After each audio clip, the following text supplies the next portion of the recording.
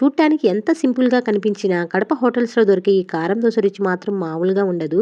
బయట ఎర్రగా క్రిస్పీగా కాలిన దోశ, లోపల స్పెషల్ ఎర్రకారం, పైన టేస్టీ బొంబాయి చట్నీ, చివరిగా ఈ స్పెషల్ పప్పుల పొడితో వచ్చే ఆ రుచి ఒక్కసారి తింటే మళ్ళీ మళ్ళీ చేసుకోవాలి అనిపిస్తుంది. అసలు ఈ కారం హోటల్స్లో అంత టేస్టీగా ఎలా చేస్తారు? బొంబాయి చట్నీకి ఆ స్పెషల్ హోటల్ టేస్ట్ ఎలా వస్తుంది? దోశ బయట క్రిస్పీగా లోపల సాఫ్ట్గా రావాలంటే ఏ చిన్న టిప్స్ ఫాలో అవ్వాలి? ఇవన్నీ ఈ వీడియోలో చాలా క్లియర్గా డీటెయిల్గా చూపించాను. చూడండి, ఈ క్రిస్పీ దోశని ఈ స్పెషల్ కారంలో ముంచి కాస్త పల్లీ చట్నీతో కలిపి తింటే ఆ రుచి మాటల్లో చెప్పలేం. అయితే వీడియోని ఎక్కడా స్కిప్ చేయకుండా చివరి వరకు చూడండి. వీడియో నచ్చితే మాత్రం చిన్న లైక్ చేసి మన నీలూస్ కుకింగ్ వరల్డ్ ఛానల్ని సబ్స్క్రైబ్ చేసుకోవడం మాత్రం మర్చిపోవద్దు. లేట్ చేయకుండా రెసిపీ ప్రాసెస్లోకి వస్తే, ముందుగా ఒక బౌల్లో 1 కప్పు మినపప్పు తీసుకుందాం. నెక్స్ట్ ఇప్పుడు అదే కప్పుతో 3 కప్పుల రేషన్ బియ్యం లేదా దోశల బియ్యాన్ని వేసుకుందాం. ఇక్కడ మీకు రేషన్ బియ్యం కానీ దోశ బియ్యం కానీ లేకపోతే నార్మల్గా ఇంట్లో వాడుకునే రైస్నైనా వాడుకోవచ్చు. అలాగే అరకప్పు పచ్చిశనగపప్పు, 1 స్పూన్ మెంతులు కూడా వేసుకుందాం. ఇక్కడ ఒక చిన్న టిప్ అండి, దోశలు టేస్టీగా రావాలంటే మినపప్పు మంచి క్వాలిటీ అయితే టేస్ట్ అయితే చాలా బాగుంటుందండి. అలాగే దోశ పిండి కూడా మంచిగా ఒదుగొస్తుంది. మన ప్రీవియస్ వీడియోస్లో చాలామంది కామెంట్ చేశారు, మీరు ఏ బ్రాండ్ వాడతారు మినపప్పు అని చెప్పి చాలామంది కామెంట్ చేశారండి. బ్రాండ్తో సంబంధం ఉండదండి, మంచి క్వాలిటీ ఉండే మినపప్పు అంటే కొత్త మినపప్పు తీసుకుంటే దోశలు చాలా టేస్టీగా వస్తాయి. అలాగే మంచిగా ఒదుగు కూడా ఉంటుందండి. నెక్స్ట్ ఇప్పుడు వీటిని శుభ్రంగా 2-3 సార్లు బాగా కడిగేసుకుని పప్పు బియ్యం మునిగేంత వరకు మంచినీళ్ళు పోసి నానబెట్టుకోవాలి. చక్కగా ఒక 3-4 గంటలు నానబెట్టుకుంటే సరిపోతుందండి. 3 గంటల తర్వాత పప్పు బియ్యం చక్కగా నానిపోయాయి కదా, చక్కగా ఇలా నానితే సరిపోతుందండి. వీటిని ఇప్పుడు ఒక మిక్సీ జార్లో వేసుకొని నీళ్ళని కొద్ది కొద్దిగా పోస్తూ వీలైనంత స్మూత్గా గ్రైండ్ చేసుకోవాలి. ఒకేసారి ఎక్కువ నీళ్లు పోయొద్దండి, కొంచెం కొంచెం నీళ్లు పోసుకుంటూ వీలైనంత స్మూత్గా గ్రైండ్ చేసుకోవాలి.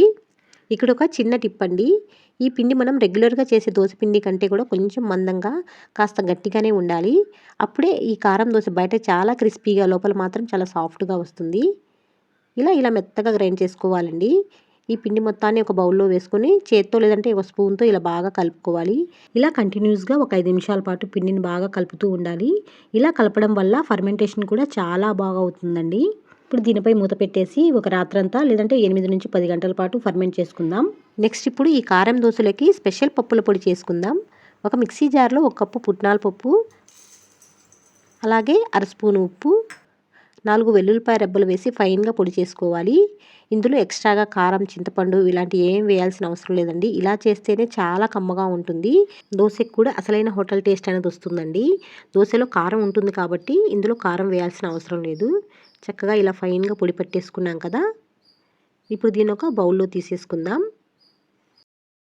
ఇప్పుడు మన పప్పుల పొడి అనేది రెడీ అయిపోయింది కాబట్టి దీన్ని పక్కన పెట్టేసుకుని నెక్స్ట్ ఇప్పుడు ఈ దోశలోకి స్పెషల్గా ఎర్రకారంని ఎలా చేయాలో చూసేద్దాం.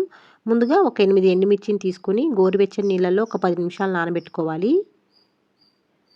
ఇప్పుడు అదే మిక్సీ జార్లోకి నానబెట్టి పెట్టుకున్న ఎండుమిర్చిని వేసేసుకుందాం. చాలా చోట్ల గుంటూరు బ్యాడ్గిరి మిర్చితో కూడా చేస్తూ ఉంటారండి, మీ టేస్ట్కు తగినట్లుగా ఏవైనా వాడుకోవచ్చు. ఇప్పుడు ఇందులోకి మీడియం సైజులో ఉండే ఒక 3 ఉల్లిపాయలను కూడా ఇలా కొంచెం పెద్ద ముక్కలుగా కట్ చేసి వేసుకోవాలి. అలాగే 1/2 స్పూన్ వరకు ఉప్పు వేసి 1/2 స్పూన్ వరకు జీలకర్ర కూడా వేసుకోవాలి. ఇప్పుడు వీటినన్నిటిని మెత్తగా గ్రైండ్ చేసుకుందాం. ఇందులో ప్రత్యేకంగా నీళ్లు పోయాల్సిన అవసరం లేదండి, ఉల్లిపాయల్లో ఉండే తేమే సరిపోతుంది. చక్కగా ఇలా గ్రైండ్ చేసుకున్నాం కదా, కొంతమంది ఇందులో కొద్దిగా చింతపండు కూడా వేస్తారండి, మీకు ఇష్టమైతే వేసుకోవచ్చు. కానీ ఇలా చేస్తేనే చాలా టేస్టీగా ఉంటుందండి. ఇప్పుడు మనం ఉల్లిపాయ కారం కూడా రెడీ అయిపోయింది కాబట్టి నెక్స్ట్ ఇందులోకి బొంబాయి చట్నీ తయారు చేసుకుందాం. ముందుగా ఒక బౌల్లో ఒక 2 స్పూన్ల వరకు శనగపిండి తీసుకుందాం. ఇప్పుడు ఇందులోకి 1/2 స్పూన్ వరకు ఉప్పు, 1/2 స్పూన్ వరకు కారం అనేది వేసుకుందాం. నెక్స్ట్ ఇప్పుడు చిన్న ఉసిరికాయ సైజ్ అంత చింతపండు రసాన్ని తీసి వేసుకోవాలి. తర్వాత 1/2 గ్లాస్ వరకు నీళ్ళను పోసి చక్కగా ఇలా ఒక స్పూన్తో లేదంటే చేత్తో బాగా ఉండలేమీ లేకుండా ఇలా మిక్స్ చేసుకోవాలి. స్పూన్తో కలిపే కంటే కూడా చేత్తో కలిపితేనే ఉండలేమి లేకుండా చక్కగా ఇలా మిక్స్ అవుతుంది. చూడండి, కన్సిస్టెన్సీ అనేది ఈ విధంగా ఉండాలి. ఇప్పుడు దీన్ని ఇలా రెడీ చేసుకున్నాం కదా, దీన్ని పక్కన పెట్టేసుకుని బొంబాయి చట్నీ ప్రిపరేషన్ చూద్దాం. స్టవ్ పై ప్యాన్ పెట్టుకుని 1 స్పూన్ వరకు ఆయిల్ వేసుకుని ఆయిల్ కొద్దిగా హీట్ అయిన తర్వాత తాలింపు గింజలు వేసుకోవాలి. ఆవాలు జీలకర్ర వేసి కొద్దిగా వేగిన తర్వాత నెక్స్ట్ ఇప్పుడు ఇందులోకి ఒక చిన్న అల్లం ముక్కని వీలైనంత సన్నగా కట్ చేసి వేసుకోవాలండి. అలాగే ఒక 2 పచ్చిమిర్చిని కూడా ఇలా సన్నగా తరిగి వేసుకోవాలి. నెక్స్ట్ ఇప్పుడు కరివేపాకును కూడా అదే విధంగా సన్నగా కట్ చేసి వేసుకుంటే చాలా బాగుంటుందండి. తాలింపు అనేది మంచి ఫ్లేవర్ వచ్చేంత వరకు ఇలా కలుపుకుంటూ వేయించుకోవాలి. ఇప్పుడు ఇందులో ఒక పావు స్పూన్ వరకు పసుపు కూడా వేసి తాలింపు చక్కగా ఇలా వేగిన తర్వాత మనం కలిపి పెట్టుకున్న శనగపిండి మిశ్రమం మొత్తం వేసేసుకోవాలండి. ఇలా శనగపిండి మిశ్రమం వేసేటప్పుడు మాత్రం స్టవ్ వీలైనంత లో ఫ్లేమ్లో పెట్టుకుని వేయాలి, లేదంటే ఉండకట్టే అవకాశం ఉంటుంది. అలాగే వేసిన వెంటనే ఇలా కలిపేసుకోవాలండి. చక్కగా ఇలా ఉండలేమీ లేకుండా కలిపిన తర్వాత కొద్దిసేపటికి ఇలా చిక్కబడుతుందండి. కొద్దిగా నీళ్ళను పోస్తూ కన్సిస్టెన్సీని ఇలా అడ్జస్ట్ చేసుకోవాలి.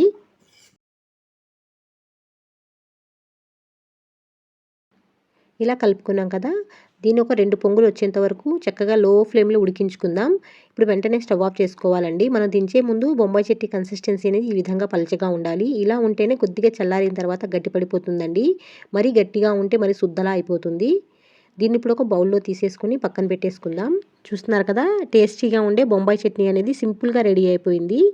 అలాగే ఇప్పటికే ఎర్రకారం కూడా రెడీ చేసుకున్నాం.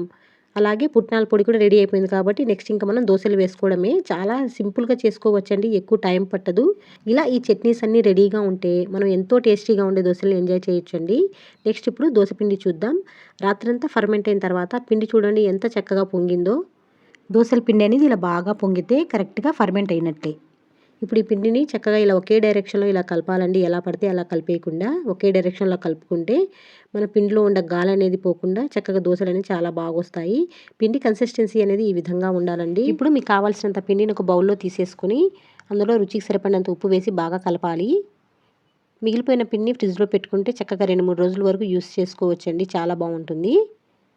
ఇలా చక్కగా కలిపేసుకున్న పిండిని పక్కన పెట్టేసి నెక్స్ట్ ఇప్పుడు స్టవ్ మీద ప్యాన్ పెట్టి పెనం కొద్దిగా వేడెక్కిన తర్వాత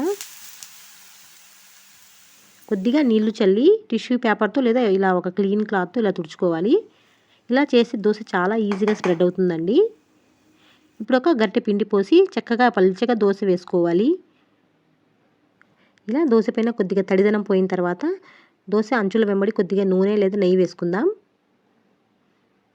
చక్కగా ఇలా దోశ మొత్తం ఆయిల్ని ఇలా స్ప్రెడ్ చేసేసుకొని ఇలా ఒకవైపు కాలిన తర్వాత రెండో వైపుకి ఇలా ఫ్లిప్ చేసుకోవాలి. దోశ తిప్పుకున్న తర్వాత ఒక 10 సెకండ్లు మాత్రమే ఉంచి మళ్ళీ రెండో వైపుకి తిప్పి ఇప్పుడు మనం రెడీ చేసి పెట్టుకున్న స్పెషల్ ఎర్రకారం అలాగే 1 స్పూన్ వరకు బొంబాయి చట్నీ కూడా వేసి దోశ అంతటికి చక్కగా ఇలా స్ప్రెడ్ అయ్యే విధంగా ఇలా ఈవెన్గా స్ప్రెడ్ చేసుకోవాలి.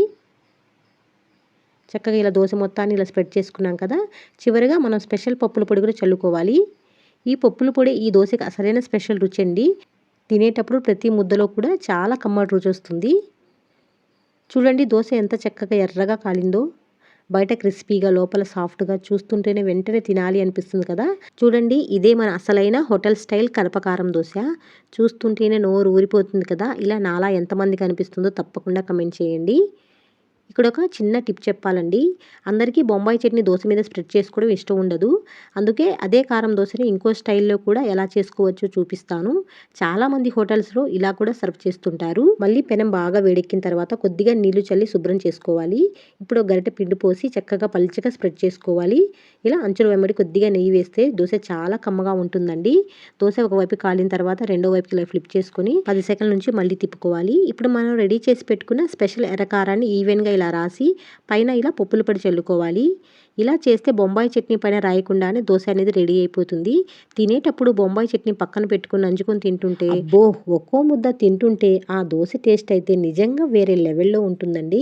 డెఫినెట్గా ఒకసారి మీరు కూడా తప్పకుండా ట్రై చేయాల్సిన రెసిపీ. ఇక్కడ ఒక చిన్న విషయం చెప్పాలండి. మీలో ఎవరైనా కడపలో ఈ కారం దోశ తినుంటే మీకు బెస్ట్గా అనిపించిన హోటల్ లేదా ఏ ఏరియాలో బాగా దొరుకుతుందో తప్పకుండా కమెంట్ చేయండి.